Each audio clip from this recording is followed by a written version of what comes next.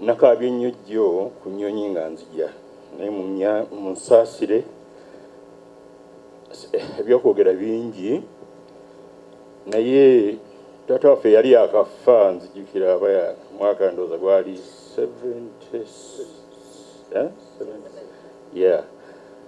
A year later 77 twagendako wasenga waffe bamuyita Lydia Nabitalo nabuuza maama nti mutabani ali atya maama namugamba nti mutabani namuvaako oba gwona omusobola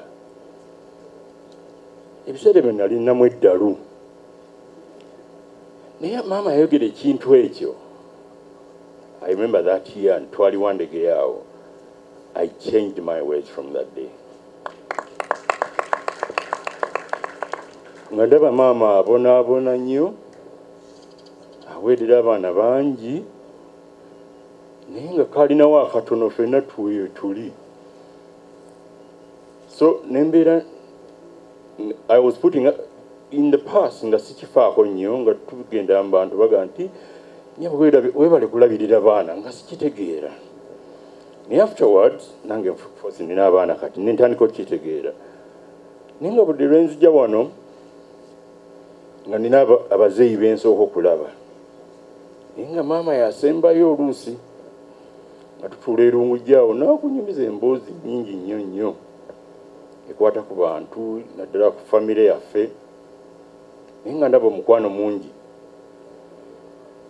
nambuza ku baana bange basoma batya ekintu ky'education maama ng'akitwala wala nnyo kati naye omukwano gwe yandaganze ku lwange ningamba nti okay mukyalo ono andaze omukwano mungi nnyo this is how you live naye bannange abali wano mbasaba nnyo mbeegayirira nnyo omukwano kintu kikulu nnyo mu famire mukyala specials akyogererako ndowooza mwami kano besigye kintu kikulu nnyo naye amaka kintu kikulu nnyo tukuze tuli wamu ffenna nga bwe mutulaba wano naye maama oyo ng'atugatta nnyo ng'otuula naye n'akubulira ebintu bingi nnyo you go driving nga bwe nolowooza nogaba naye mukyano n'okuŋŋamba ebintu bino byonna naye nange nkitaddemu abaana bange naga nti banaye mugende Uganda niyo nokulaba gundi nakubuuza ku gundi baali beekanya in the beginning naye ne bagamba nti be bakuze batandisa kiraba nti okay taata kyeyogera kituufu okwagala na kikulu nnyo naye nga bwe mbagambye amaziga agajjo ge nakabye nga nzija ku nnyonyi I think is enough omukyalo ono maama ono bannange she's different she's a special woman njagala nnyo ffe abali wano tulabire ku muntu ng'oyo yali waggulu nnyo naye ng'okyerabira nabadde bungereza nenga nti banaye ndowooza maama tujja muzika ku Tuesday oba Monday nabadde njogera naye nanga nti naye weerabidde omuntu gw'oyogera naye gw'oyogerako then so oluusi wamutwalanga maama naye nojjukira nti okay mukyalo ono byakoze bingi emirimu gye gibadde mingi nnyo mu nsi eno and outside as well naye nebaza nnyo famire y'Amasembe of course family abafumbe we love this woman of course we did appreciate everything she did she was extremely special namwe mwenna abazze on this day it's a very difficult day for us naye tubeebaza mwebale nnyo mwebalire ddala ebyange bikomyawo nze kato nze ndi mulongo there are two sets of twins in this family naye nze kato waso abeera mu America naye mwebale nnyo mwebalire ddala nawandiseko mu katabo abalina katabo mujja kusoma kyenawandiise nyimiridde wano okwebaza maama okutwagala ffenna biti byaffe ebyenjawulo okugula enzigi z'ennyumba ye n'atuyingizaamu ffenna njagala nnyo okujjukira ekintu kimu maama wange yali mukyala kaweesa naye yawummula naye yanyumizangako kintu kimu kubanga olusi nga Kato wagambye obeera omwana omuto weeramu n'obumulumulu n'oba n'emputtu maama yaŋŋambanga nnyo nti yambuzanga nnyo maye mwana gwe baakuzaala busoga oyina emputu y'abasoga. That stubborn quietness emputu. Abasoga mu nsonyi abali wano naye akyogeranga bulungi. Naye nedda toli musoga oli mwana wa Mpanga ojja kuvaamu. Bwe nali omuto naddala Bamasimbe baŋŋamba nnyo I was very shy and withdrawn and quiet. Olwali nange nzeetaaga n'abalala bazeetaaga. Nga maama nja munoonya naye kati bali mu mbaga ey'ebusoga. Sorry okwogerako nnyo ku basoga naye agamba bali mu mbaga ya ise bantu naye nja munoonya ng'akomyewo. Njagala omunoonya kuba ye mukwano gwange ajja kumpuliriza. Bwanagezezaako okukubira olwo minisita gwe nakubiddeko omulala nga njagala munnyonnyola ensonga z'obusente bwaffe buno tusibaye wate tusobola ozifuna. Ne minisita n'aŋŋamba nti ali very busy, he will call me back later. N'azijja ku ssimu. N'ekyo nsuubira nti mukyala Kaddaga ye ajja kumpuliriza. Message ki gye njagala okugira? Ye message ya humility ya maama. Mwenna mumanyi gye yali? Yaliko MP, yaliko minister. Naye yaŋŋamba ekyo ne mugamba nti ku Tuesday, that was next Tuesday nejjako next week, nja kujja kutwalibwa omukyala mu mulabe. Naye kati tekibaddeewo. Naye what I can promise nti nja kituukiriza mukyala Kaddaga mu mulabe tulabe obusente bwa maama obwo n'obwabalala oba tubujjayo. Kyenjagala okukkaatiriza tuyige okubeera humble abeetoowaze. Era maama njagala mwebaza ffenna yatukuza tuli beetoowaze awummule emirembe era tumwenyumirizaamu n'omwebaza okungulirawo enzigi ezandibadde closed. And I'm happy that she was proud of me. Mwebale nnyo mwebale ddala okumpuliriza. Nantibaja busabye ne muwa standing ovation naye tetulina budde tuza tunaamuwedda. Thank you. Webale nnyo Helen.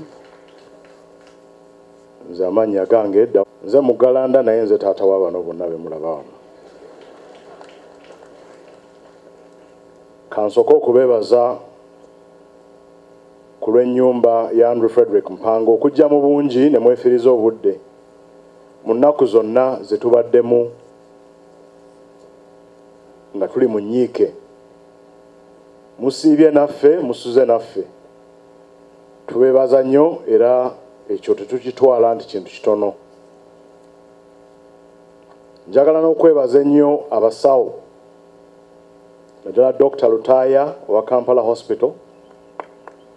Dr. Lutaaya oyo alabiridde nnyo maama obutaweera naddala bukyanga Dr. Kanyerezi ate mutowe awummula mu busawo ate n'atuva ne ku maaso.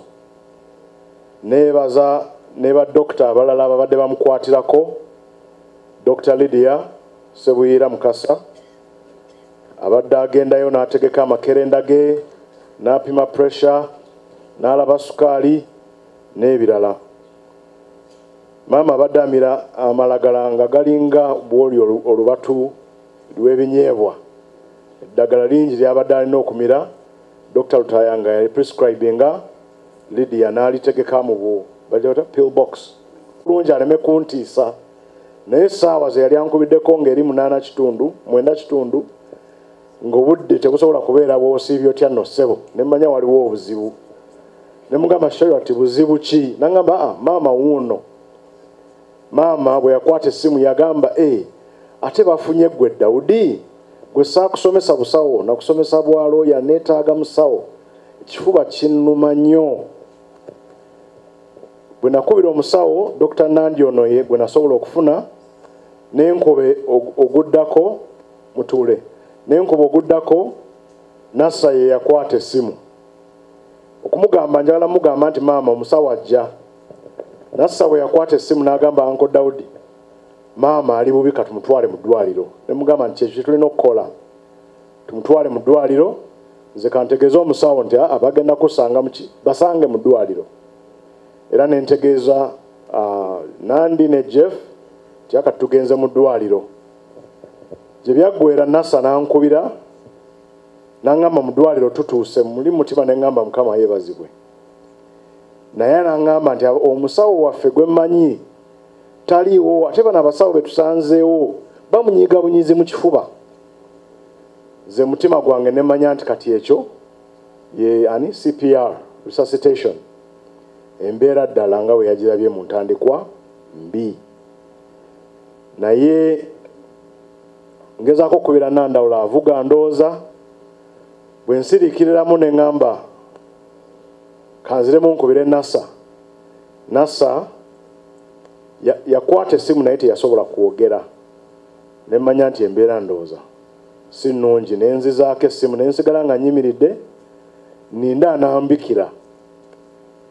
Era maama wange ono Nandi dakika tezaayitawo nga 5 n'aŋŋamba ntuuse, naye mu butuufu maama simusanze.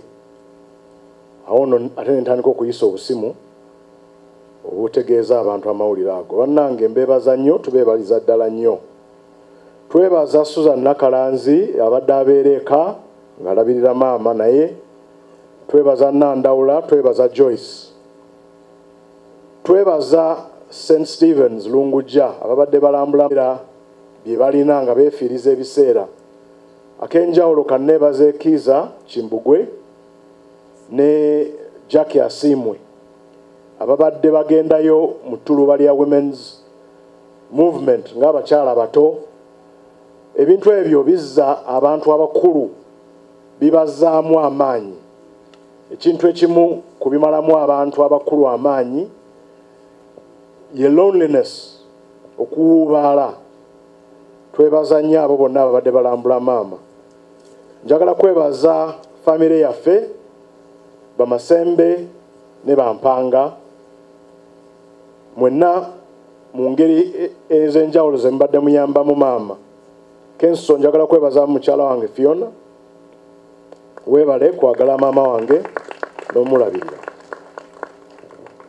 Njagala okwebaza Ssaabasajja Kabaka wa Buganda era n'omusaasira okuviibwako omukyalo ono gwawadde ekitiibwa ekyokufa ng'aweereza mu lukiiko, era naye n'afa nga tatiiriridde Ssaabasajja Kabaka wadde n'olunaku n'olumu, mu buzibu, mu nnaku ennyangu, mu musana, mu nkuba, abadde wonna waali ng'ali mu buweereza. Twebaza Oweekitiibwa President atuwadde ekitiibwa ekya official burial, era ebitiibwa bino bye mulaba bisinziira ku kujjukira nti Mpanga yaweereza mu gavumenti eya wakati, era ekyo nakyo tukyenyumirizaamu ddala. Bansonyiwe protocol nyinza okuba nga njisuddemu, naye neebaza ne church etuwadde ekitiibwa kino mu kuziika. Mwebalire nnyo, mwebalire ddala. Musaasire njagala okwogerayo obugambo obulala obutono, era nabwo nga bukwata ku maama ono. Ebigambo bingi byogeddwa bukyanga maama, tugenda n'owulira ebigambo ebyogerwa n'ogamba nti kale nange nkyenyumirizaamu okubeera omwana wa mukyala Mpanga.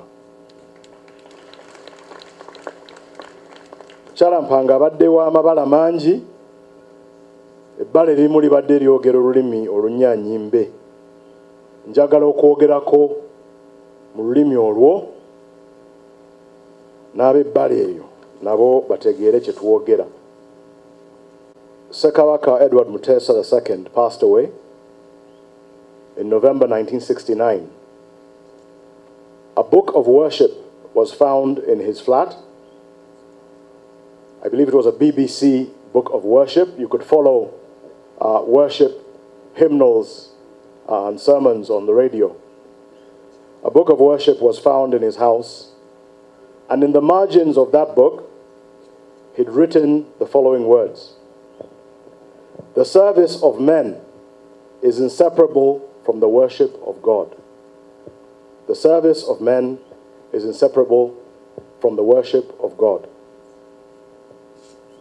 Because we're here to dedicate our mother, Mama Joyce Mpanga, to God, I thought it worthy that I should use those words as the anchor to a couple of comments that I'm going to make.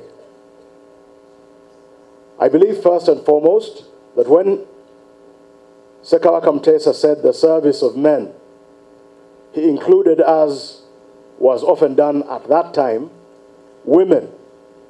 So what he meant was the service of humankind is inseparable from the worship of God. And I believe that in Mama's life, we have seen her dedicate herself to the service of humankind.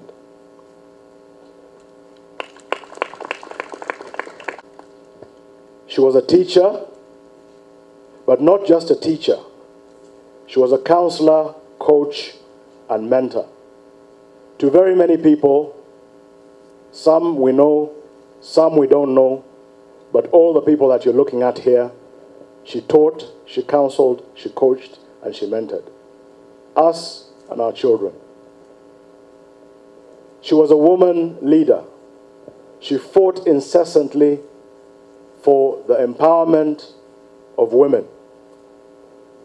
In that effort, she worked with the National Council of Women, the Pan-African Women's Organization. She founded, or was one of the founder members of Uganda Women's effort to save the orphans. She was instrumental in the founding of Banakazadde, who dedicate themselves to, amongst other causes, sickle cell anemia, Fawe, Nawou, and so many others.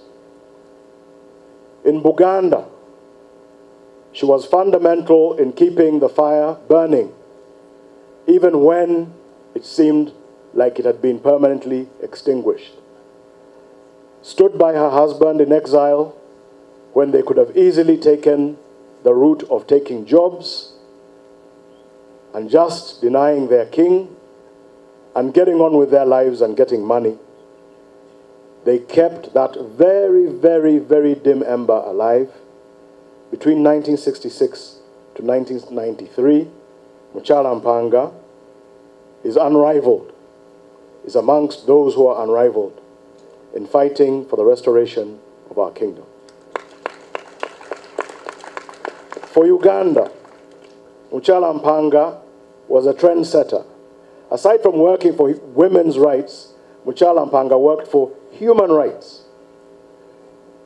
When I was cognitive, I saw a number of meetings happening in our home with people that included then Minister of Defense Yoweri Museveni, then Minister of Regional Affairs Eria Kategaya, Dr. Samson Chiseka, Professor Kanyerezi, who lies over here, and several others. Initially, those meetings were about the establishment, I came to learn, of the Uganda Patriotic Movement, or the joining up with the Uganda Patriotic Movement.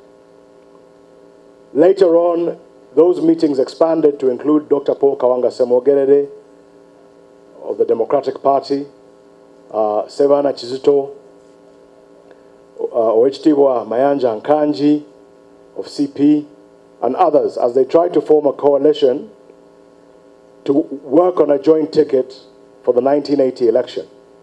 That wasn't to be. But again, Mrs. Mpanga was working to fight bad governance and to protect those whose rights were being abused. When she could have taken a role of simply saying, I'm a widow, I have many children to look after, Mrs.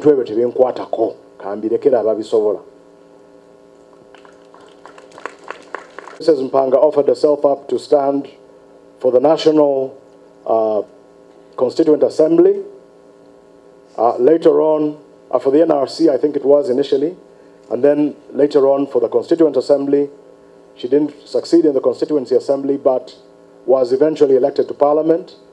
She was the first Minister of Gender, or Women in Development, as it was then called, and she was also a Minister of Primary Education. Her record in all those areas has been spoken about, and in all these things she served for the love of her family, for the love of her country, for the love of her community, for the love of her region, and for the love of Africa. She was, in everything she did, she was authentic, honest, loyal, committed, and dedicated to the service of others above self. In short, she was dedicated to the service of humanity. And as Sekaba Kamtesa told us, the service of humanity is inseparable from the worship of God. Here lies a woman who dedicated herself to the worship of God. Mama, message. It goes to the family of Mpanga, Maya Wakiso. Condolence message. We have learnt of the death of your dear mother and grandmother, Mama Joyce Mpanga. The passing of an elder, in this case a mother, grandmother, and a high-profile public personality is always a great shock to the family and to the community as a whole. We thank God for the life of Mama Joyce Mpanga and for the work God enabled her to accomplish during her life on earth. In the course of her work, we have had the pleasure and opportunity to work with Joyce and came to know her as an active and very talented Ugandan who generously gave much of her time, knowledge, and wisdom to the cause of educating and improving the lives of her fellow human beings. We came to treasure her as a reliable colleague and appreciate her work ethic, her gentle spirit, and the zeal with which she approached whatever office she held and whatever work was at hand. In particular, we want to single out Joyce's outstanding struggle to improve the status of women and the girl child in Uganda when she was appointed as the minister in that portfolio.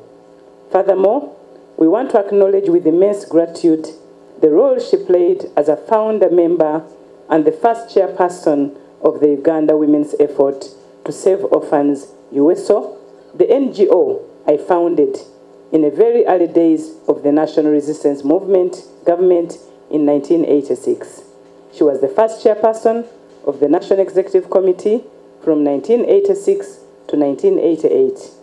During her tenure, she managed to lobby the Buganda government to grant us land upon which Masulita Children's Village is located. And that's where the children that you see on the streets, that we get from the streets, are looked after. Our prayers are with you, her family, and the community, and we say farewell to this great lady who not only nurtured you, but who has also left a distinct mark as a worthy asset to her community and the nation at large.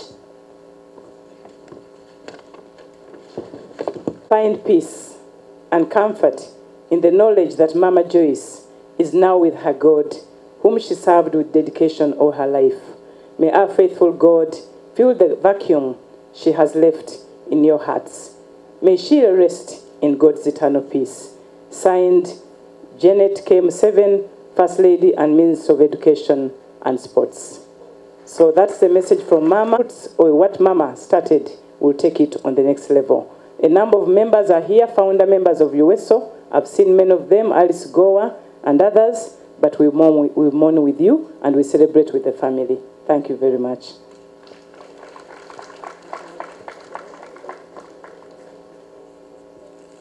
Okusaasira n'okubagiza ab'enju ya Frederick Mpanga.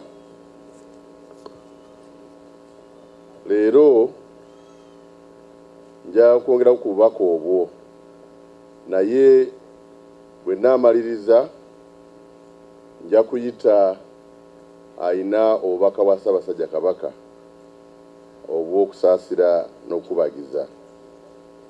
Oweekitiibwa Kyatuta Mayiga ali mu luwummula naye yasobodde okugenda e Lungujja n'akubagiza ab'enju. Obwakabaka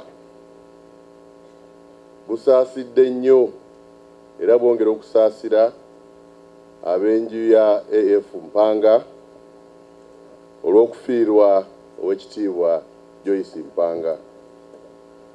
Jjo namwogeddeko ng'abadde omukiise ow'amaanyi ow'omulaka era nga 25 Septemba omwaka guno nali nnyanjula embalya y'Obwakabaka mu lukiiko yaliyo. Abadde ayagala kabaka we, abadde ayagala Obwakabaka, abadde ayagala ensi ye, buli omu ayogedde wano akiddiŋŋanye. Naye nja kwogerako obubaka obulala bwa mirundi 3 obusooka mu mbeera gye tubeeramu ng'abakulembeze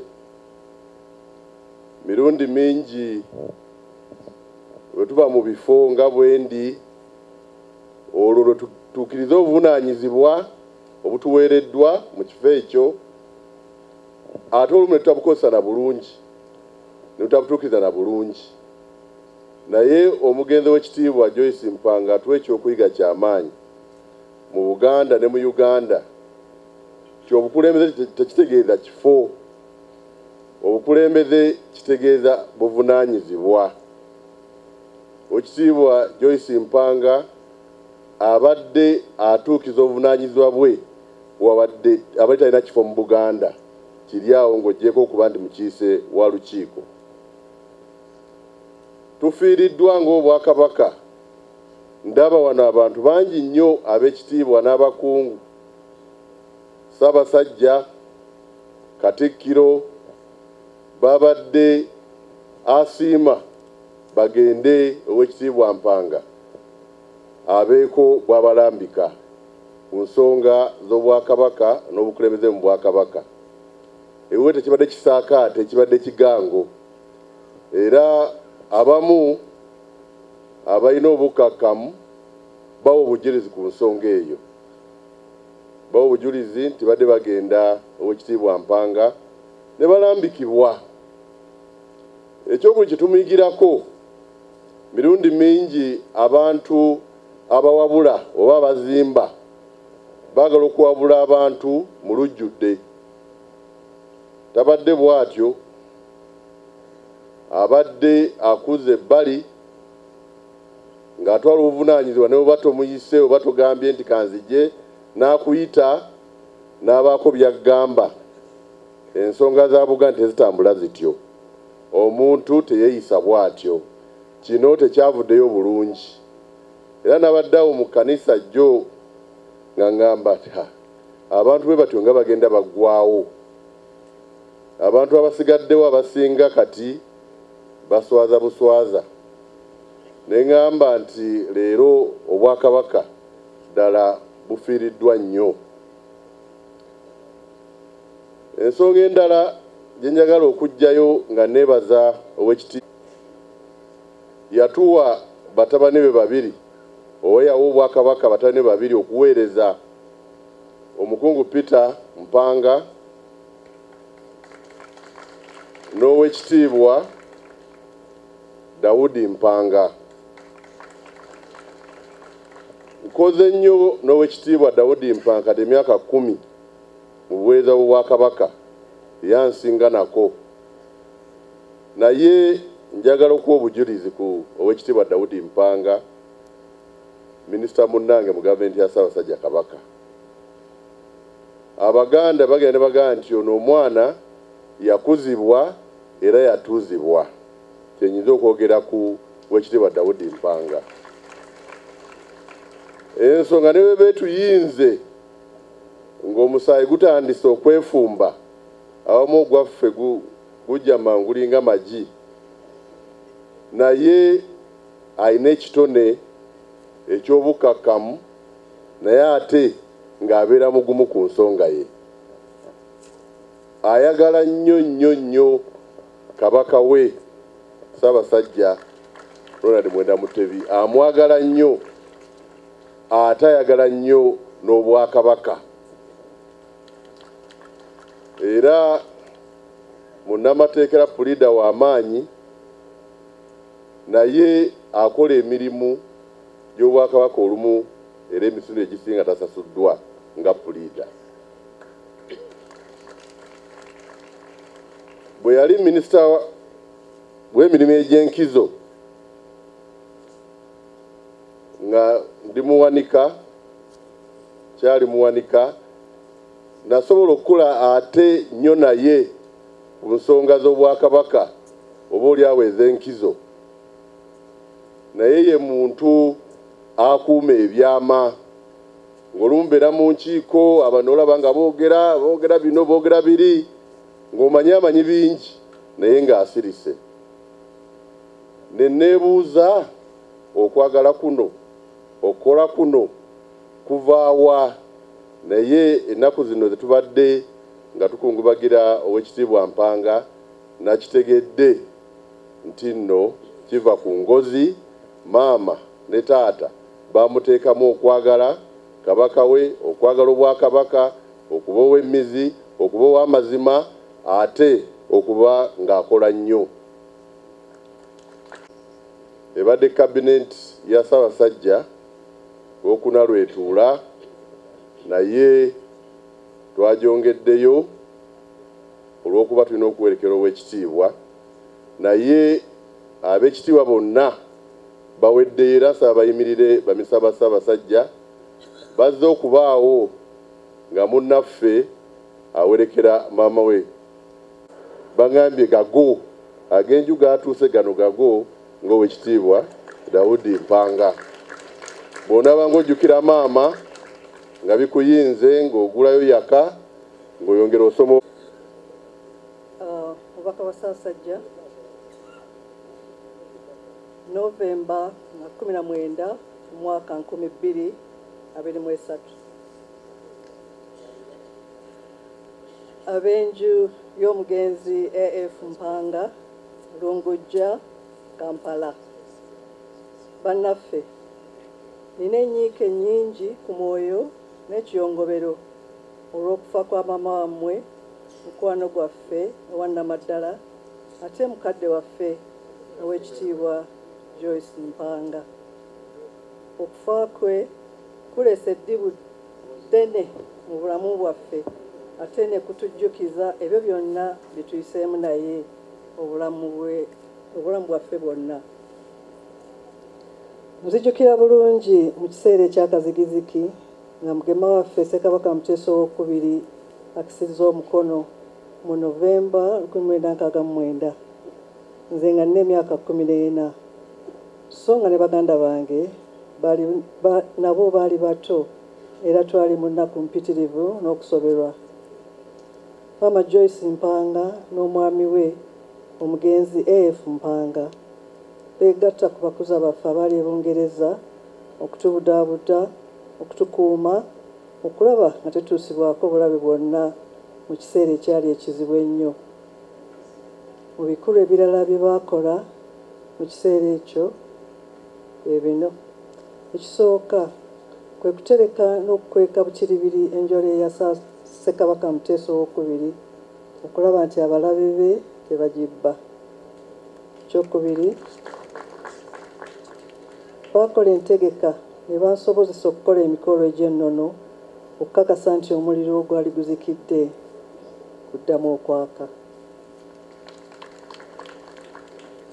Milton Obote nga yakaggyibwako beetaba mu nteeseganya ne President Amin okulaba ng'enjole ya Ssekabaka ekomezebwawo mu kitiibwa, era ekyo kyatuukirizibwa mu April 1971. Olw'embeera eyali ekyuse, omwami n'omukyala Mpanga baava mu buwaŋŋanguse e Bungereza ne bakomawo e Uganda ne baddamu okukola emirimu gyabwe. Baasigala balondoola embeera ze twabeerangamu era nga batuyamba. Eky'omukisa omubi, mwami Mpanga yalwala mangu era n'ava mu nsi mu 1976. Newankubadde maama yali asigadde bw'omu, yasigala alwanirira okulaba ng'ensi yaffe eddamu okufuna emirembe n'enfuga egoberera amateeka era etafutyanka buwangwa bwaffe wadde okutunyigiriza. Omugenzi yali mpagirwagga mu nteekateeka ez'okuzaawo Obwakabaka era yatuli nnyo ku lusegere mu nsonga z'amatikkira zonna. Mu myaka 3 tutambudde naye mu buli mbeera, abadde mubi w'amagezi bwe twebuuzaako mu buli nsonga yonna enkulu, era obuweereza bwe eri Namulondo n'Obwakabaka nga mmemba w'olukiiko n'awalala wonna bunajjukirwanga ekiseera kyonna. Emirimu gya maama Mpanga mu by'obukulembeze, ebyobufuzi, ebyenjigiriza n'embeera z'abakyala bimanyiddwa bulungi mu Uganda ne mu nsi yonna, era gituweesa ffenna ekitiibwa. Ffe gye tuli abadde muzadde omukuŋŋaanya era omulungamya obulamu bwaffe bwonna. Bannange Lydia, Dawudi, Peter ne bannammwe abalala, kitalo nnyo ddala ekyamaama okugenda, naye tugume tujaguze olw'obulamu bwa maama obuvuddemu ebibala ebingi gye tuli ffenna. Bannange Harriet Wanjana Mirembe Masembe ne Margaret Nabitosi Baalo basaasidde nnyo olw'okufiirwa mukulu wammwe. Kyokka musaana mwenyumirize olw'omukulu taata wammwe omugenzi Asanyuse Masembe bwe yateekawo era mukulu wammwe gw'atambuza obulungi ate n'agukwasa abaana bammwe. Mukama atugumye ffenna obuyinike. Ronald Mwenda Mutebi owokubiri.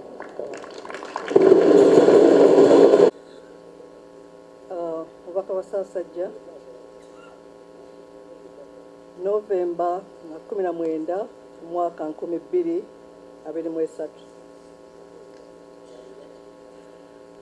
Ab'enju y'omugenzi AF Mpanga, Lungujja, Kampala. Bannaffe, nina enyiike nnyingi ku mwoyo n'ekiyongobero olw'okufa kwa maama wammwe, mukwano gwaffe owannamaddala ate mukadde waffe ow'ekitiibwa Joyce Mpanga. Okufa kwe kulese eddibu ddene mu bulamu bwaffe ate ne kutujjukiza ebyo byonna bye tuyiseemu naye obulamu bwaffe bwonna.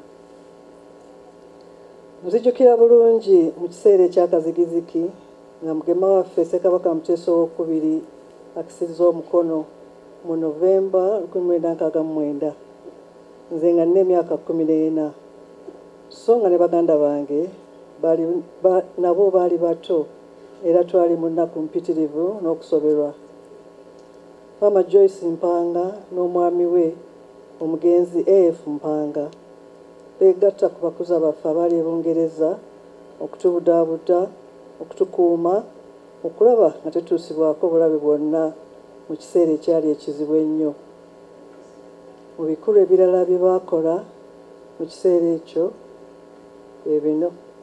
Ekisooka kwe kutereka n'okukweka bukiribiri enjole ya Ssekabaka Muteesa II okulaba nti abalabe be tebagibba. Ekyokubiri,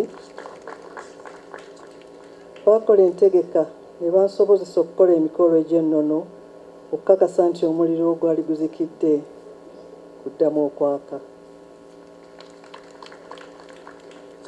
Milton Obote nga yakagibwako beetaba mu nteeseganya ne President Amin okulaba ng'enjole ya Ssekabaka ekomezebwawo mu kitiibwa era ekyo kyatuukirizibwa mu April 1971.